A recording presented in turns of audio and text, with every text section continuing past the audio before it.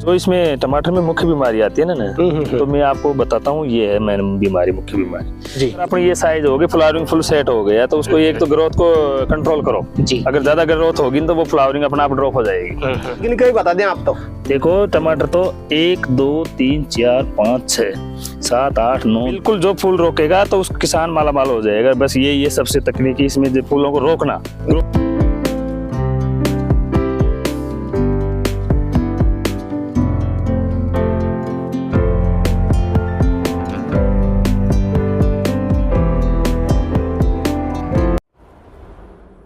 किसान भाइयों नमस्कार। तो साथियों आज मैं पहुंचा हूं राजस्थान जयपुर डिस्ट्रिक्ट की बस्सी तहसील में और आज आपको मिलवाने वाला हूं एक अनुभवी किसान भाई से जो 5 साल से सफल तरीके से टमाटर की शानदार खेती करते हैं। आप इस बार भी देख सकते हैं किसान भाई ने करीब 1 एकड़ से ज्यादा के क्षेत्र में टमाटर की शानदार खेती कर रखी है। किसान भाई के जो पौधे हैं उन पे फ्लावरिंग शानदार तरीके से आप देख सकते हैं, फ्रूटिंग भी अच्छी तरह से सेट हो रखी है। एक गुच्छे में आपको 10 से 15 टमाटर मिल जाएंगे। काफी अच्छा अनुभव रखते हैं टमाटर की खेती में, काफी समय से सफल तरीके से टमाटर की खेती करते चले आ रहे हैं। तो इन किसान भाई का जो भी अनुभव है टमाटर की खेती का पूरा अनुभव आपके साथ में शेयर करेंगे इस वीडियो के माध्यम से। वीडियो को कंप्लीट देखें, वीडियो पसंद आए तो लाइक शेयर करें और जिन किसान भाइयों ने अभी तक हमारे चैनल को सब्सक्राइब नहीं किया चैनल को सब्सक्राइब कर लें। तो आइए किसान भाइयों आज का वीडियो शुरू करते हैं। सर नमस्कार। नमस्कार जी। नमस्कार सर जी, सबसे पहले तो किसान भाई को अपना परिचय बता दें आप। मेरा नाम बाबूलाल मीणा है, तहसील लालसोट, जिला दौसा, राजस्थान का रहने वाला हूँ। वर्तमान में मैं बस्सी तहसील के ग्राम गोकुलपुर में खेती कर रहा हूँ जी।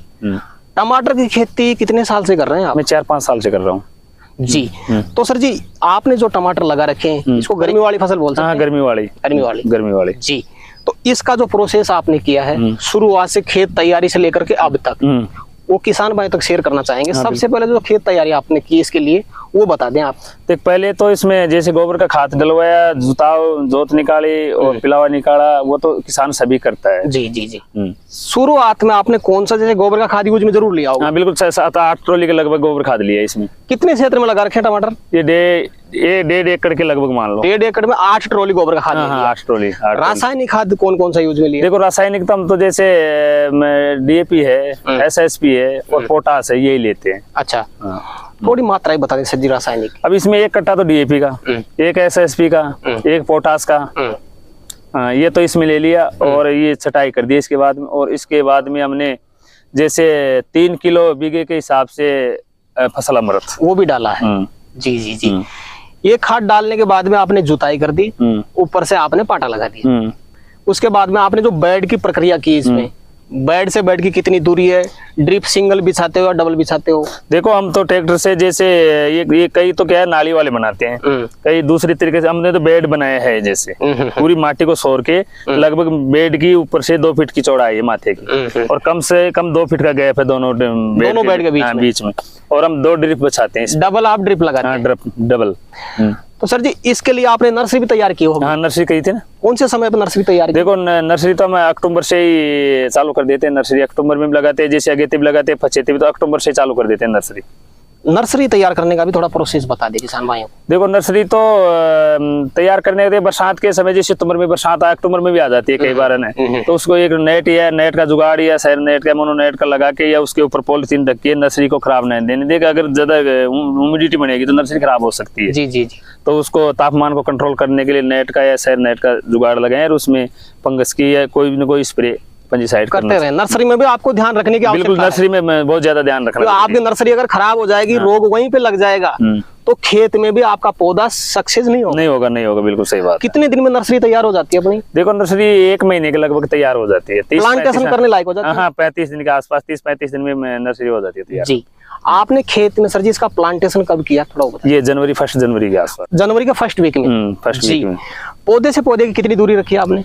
देखो हम जिगजैग में लगाते हैं, ऐसे तो लगाते नहीं। जिगजैग में लगभग 15 इंची का, 10 से 15 इंची का मान लो लगभग दोनों के बीच में। 15 इंची का तो नॉर्मल नहीं, ऐसे 20 इंची का भी देते हैं, लेकिन 15 से 20 के बीच में लगा देते हैं। डबल कतार में लगाते हो? नहीं सिंगल में। इसकी फ्रूटिंग ज्यादा ग्रोथ करता है। ग्रोथ सिंगल लगाते हैं इसमें। जी जी जी जी। तो सर जी जैसे अपन ने प्लांटेशन भी कर दिया, उसके बाद में पानी चलाने में भी किसान भाई को सावधानी बरतनी पड़ेगी। बिल्कुल बिल्कुल सही है। कितनी देर तक पानी चलाए शुरुआत? देखो अपने जो ट्रांसप्लांट कर दिया यहाँ, पेड़ को लगा दिया यहाँ पर वहां तो उसके 1 घंटा 2 घंटा के लगभग, जैसे कि अपना बेड बीज गया पूरा कंप्लीट गीला हो गया, तो उस हिसाब से पानी चलाना चाहिए।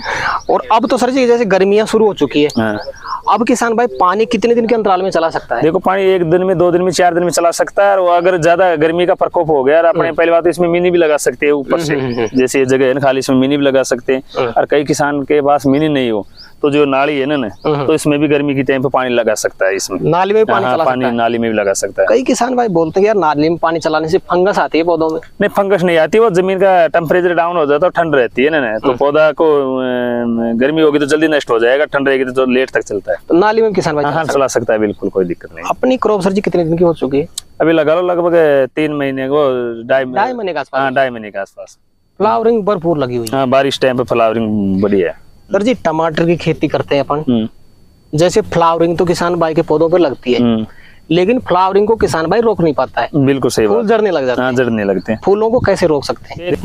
कई किसान क्या करते हैं, ये जो फ्लावरिंग सेट हो रही है ना, इनको रोक नहीं पाते हैं, क्योंकि वो ग्रोथ ज्यादा कर देते हैं। कई बार खाद का शेड्यूल पर ध्यान नहीं देते हैं, कई किसान यूरिया चला देते हैं, उसे बढ़वा जाता है, तो बढ़वा रही है मौसम के हिसाब से ये ड्रॉप हो जाते हैं।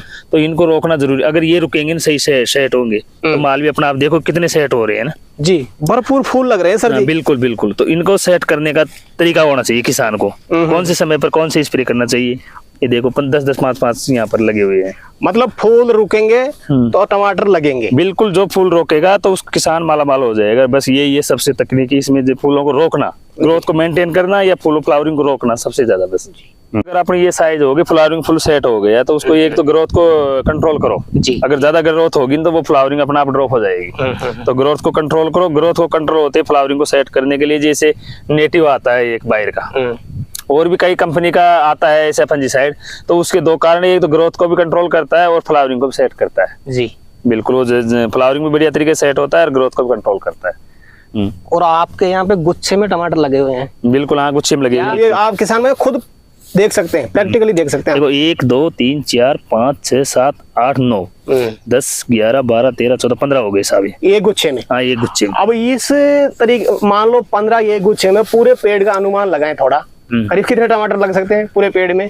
देखो पूरे टमाटर के 25 से 30 किलो टमाटर हो जाते हैं एक पौधे से। हाँ, एक पेड़ के 20 से 25-30 तक भी हो जाता है। अगर सही देख रेख करेगा तो 30 तक भी हो जाता है। 30 तक भी निकाल सकता है। हाँ, बिल्कुल, नॉर्मल 20 नहीं तो 30 तक भी हो जाता है। अब तक करीब कितनी बार स्प्रे निकाल दिया इसमें? इसमें 2 बार स्प्रे निकाला अभी तक। तो अभी तक कौन कौन सा यूज में लिया थोड़ा बता। तो पहले तो जैसे अलीका थी, जैसे एजेंटा के लगा तो मच्छर मक्खी के लिए उसका निकाला था। फिर उसके बाद में फंजीसाइड जो नेटिव है हो गई, और एक बाहर का सलोमन आता है वो मच्छर मक्खी के लिए, और एक लटका आता है लट के लिए, जैसे एम्प्लिको भी ले सकते हैं, इमामेक्टिन भी ले सकते हैं, कोराजन भी ले सकते हैं, फैम भी ले सकते हैं। जी जी जी जी सर जी, बाद में जैसे अपना फ्लावरिंग को चलो अपन ने रोक लिया, बाद में जब अपनी फ्रूटिंग भरपूर मात्रा में सेट होती है, टमाटर हार्वेस्टिंग के लिए तैयार हो जाता है, टमाटर की साइज टेढ़ी मेढ़ी हो जाती है, सही शेप में टमाटर नहीं आता। हाँ, बिल्कुल होती है। उसके लिए क्या कर सकते हैं? देखो उसमें अगर एनपीके कोई सा की भी कमी होगी तो ये तो टेढ़ी मोड़ी हो जाएगी, ऐसे फुलाव नहीं खाएगा, बीच में से पिचक जाता है। तो उसको एनपीके कोई सा ये ध्यान रखो कौन सी कमी है, कैल्शियम की है, पोटास की है, कि कौन सी, तो वो बराबर मात्रा में चलते रहने चाहिए, शेड्यूल के हिसाब से चलते रहना चाहिए।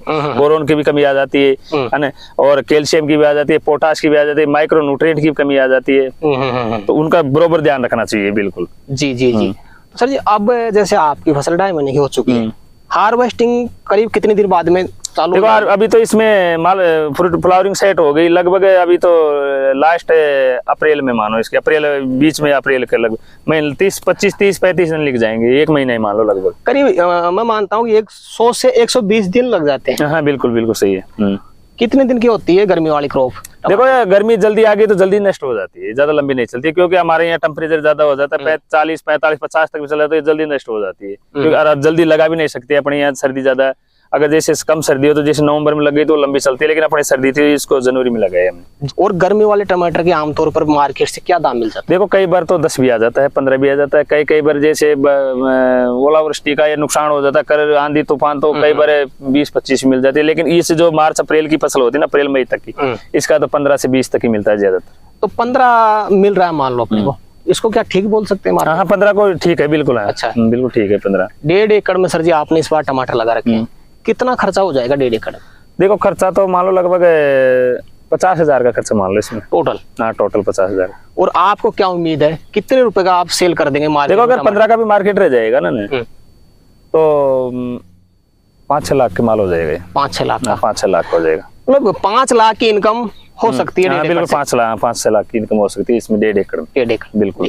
तो सर जी आपके पास में 5-6 साल का अनुभव टमाटर की खेती का, नए किसान भाई को गाइड जरूर करें अपनी तरफ से, क्या सावधानी बरतें, कैसे टमाटर की खेती वो सफल तरीके से कर सकते हैं? जो इसमें टमाटर में मुख्य बीमारी आती है ना तो मैं आपको बताता हूँ, ये है मैंने बीमारी, मुख्य बीमारी जी, जो इसको किसान देख नहीं पाता। एक सफेद लट होती है तो इस पे वो उसका लार्वा है ना उससे खराब हो जाता है और ये सिकुड़ जाता है, पत्ते की साइज खराब कर देता है। जैसे इस ये हो रही है, ऐसे पत्ते के सिकुड़ देता है और लट का प्रकोप होता है तो ये ऐसे सिकुड़ देता है। तो इसको बिल्कुल देख रेख करनी चाहिए। तो इसको जैसे मान लो अलिका आती है, एम्प्लिगो आती है, कोराजन आती है और फेम आती है, एक इमामेक्टिन आती है लटकी, तो उससे तुरंत कंट्रोल हो जाता है। ये हल्की से भी स्प्रे से कंट्रोल हो जाता है। ज्यादातर यही बीमारी है इसमें। तो पत्ते पर धब्बे धब्बे बने हुए हैं? हाँ बिल्कुल। अच्छा। और जैसे फंजीसाइड तो करना ही चाहिए, जैसे ये चुर्रिया बोलते हैं इसको, ब्लाइट बोलते हैं, वो तो आता ही है। तो उसका भी जैसे नेटिव है, रेडोमिल गोल्ड है, तो इनका कोई सा भी फंजीसाइड का स्प्रे कर सकते हैं। और एक फ्लावरिंग को सेट करना, तो ये समय पर प्रॉपर न्यूट्रिएंट का, फंजीसाइड का, इंसेक्टिसाइड का प्रॉपर समय पर छिड़काव करें और देख रेख करिए। पर्याप्त मात्रा में जितनी जरूरत पड़े उतना ही पानी चलाएं, ज्यादा नहीं चलाएं, ज्यादा से गलन होती है। गलन होती है बिल्कुल। तो किसान भाई अच्छी देख रेख करे, अच्छा प्रॉफिट कमा सकता है। हाँ बिल्कुल सही है। जी आज किसान भाइयों के लिए आपने समय निकाला और अपना अनुभव किसान भाइयों तक शेयर किया, उसके लिए आपका बहुत बहुत धन्यवाद। धन्यवाद साहब। तो किसान भाइयों जानकारी कैसी लगी हमें कमेंट करके जरूर बताएं। वीडियो पसंद आए तो वीडियो को लाइक करें, बाकी किसान भाइयों तक वीडियो को शेयर जरूर करें और जिन किसान भाइयों ने अभी तक हमारे चैनल को सब्सक्राइब नहीं किया, चैनल को सब्सक्राइब कर लें। तो किसान भाइयों आज के लिए इतना ही, मिलते हैं नई वीडियो में, तब तक के लिए जय जवान जय किसान।